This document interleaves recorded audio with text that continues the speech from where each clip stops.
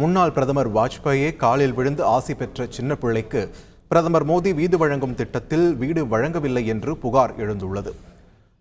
மதுரை மாவட்டம் பிள்ளுச்சேரி கிராமத்தைச் சேர்ந்த சின்ன பிள்ளைக்கு கடந்த 2001ஆம் ஆண்டு சுய உதவிக் குழுக்களின் அடையாளமாக திகழ்ந்ததாக சிறப்பு விருது வழங்கி மத்திய அரசு கௌரவித்தது.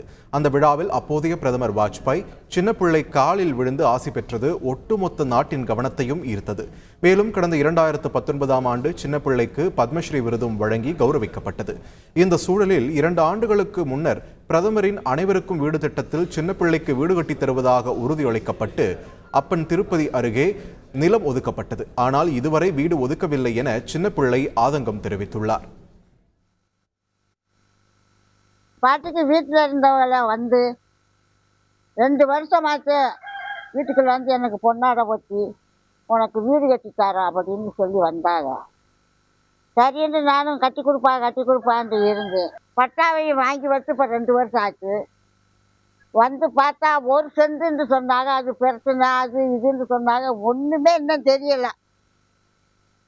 நானும் இப்போ கட்டி கொடுப்பாங்க அப்புறம் கட்டி கொடுப்பாங்கன்றே இருக்கிறேன். ஆனால் இன்னும் வீடு கட்டி கொடுக்குற மாதிரி தெரியலை.